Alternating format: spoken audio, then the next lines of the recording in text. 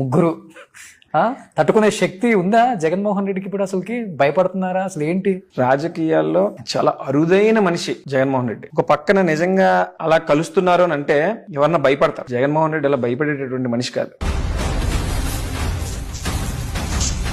తెలుగుదేశం పార్టీకి సంబంధించినటువంటి vote bank, దానికి జనసేనకు సంబంధించినటువంటి కాపు ఓట్ బ్యాంక్, అలాగే ఎప్పుడైతే బీజేపీ కూడా కలిసిందో ఇంకా చాలా పెద్ద కూటమిగా మారిపోయింది అది.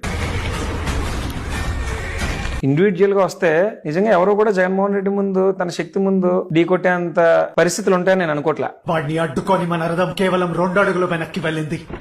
నా అస్త్రానికి తన రథం 10 అడుగులు వెనక్కి వెళ్ళింది. ఓ ధనుంజయ, నీ రథం అగ్నిదేవుని వరం కాపాడుతున్నది. జెండాపై కపిరాజు, నడుపుతున్నది ముల్లోకాలు నడిపించే నేను. జగన్మోహన్ రెడ్డి బలవంతుడు కనుకనే ఇంతమంది బలవంతులందరూ కలిసి అతని మీద యుద్ధానికి వస్తున్నారు. ఆయన 2 అడుగులు వెనక్కి తోసాడంటే ఆలోచించు అర్జున, తను సామాన్య యోధుడు కాదు. తన కళ్ళల్లో సూర్యుని తేజస్సు, తన చేతిలో ఓటమి ఎరుగని విజయ ధనుస్సు.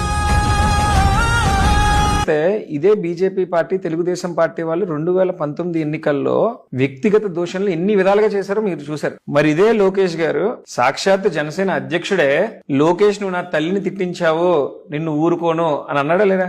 పర్సనల్ గా తిట్టుకుని తర్వాత మళ్ళా 2024 ఎన్నికలకు వచ్చేటప్పటికి కేవలం జగన్మోహన్ రెడ్డి మీద ఉన్నటువంటి భయంతో వారందరూ కలవడం జరిగింది. తన పేరు చరిత్ర మర్చిపోదు. సూర్యపుత్ర వైకర్తన కర్ణ.